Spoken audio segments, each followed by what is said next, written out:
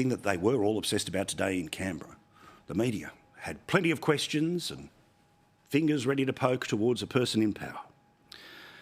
Was what percent of 1% of global emissions should Australia be committing to in 2030? Now, this is a helpful graph.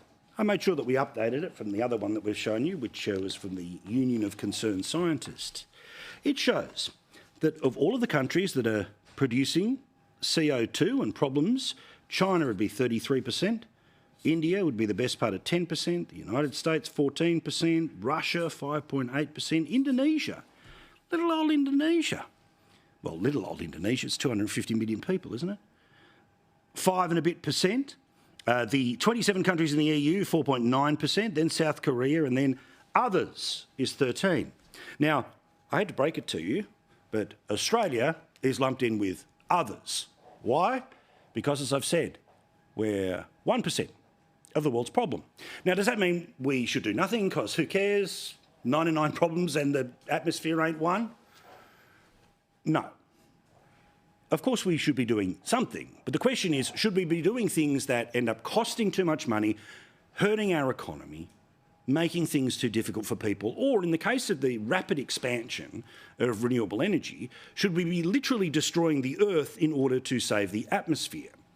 Now, of course, those that demand absolute urgent climate action suggest that the figures I have just presented to you are misleading, misinformation, because on per capita amounts, Australia is one of the biggest polluters in the world.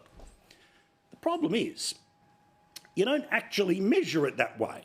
If the problem is how much CO2 has been put into the atmosphere by humans, the result is just how much is up and about. And the direct correlation is how much each country is throwing up, not how many people are throwing it up. Again, can we go back to the map? 33% of the problem, 33 times worse than anything Australia could do right now, is China. Yet under the Paris Agreement, 31%, I apologise.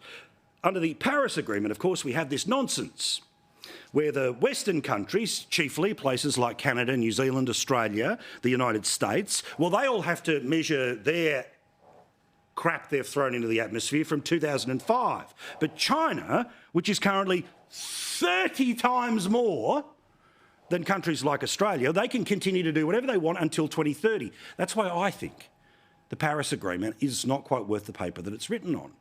Not because we shouldn't do anything about climate change, it's just, isn't the issue that the person who's actually got 30 bonfires in their backyard versus your one bonfire in your backyard probably should put out a few of their bonfires before we have to completely snuff out our bonfire from which we get our heat and are able to cook our food. Well, today, the Prime Minister thinks that he has found a way to change his slump in the polls, which was not saved by saving Andrew Giles, the hopeless immigration minister, from a few weeks of failures in the parliament. It was not to be saved by too little too late in the budget. Instead, he thinks, let's go back and let's pretend the Liberals are all ooga booga on climate change and China means nothing. Here's what he said today. No 2030 target means walking out of the Paris Agreement. Now they have a number of policies over recent days, but it's very clear that they can't be taken seriously on an issue that is important to Australians today. And here is what Peter Dutton actually had to say, which, by the way, is not there will be no target for 2030. It's just, you know what? Your 43%, which we didn't agree to at the last election, we won't agree to at the next election. I know, shock horror, breaking news. Roll the tape of the alternative Prime Minister.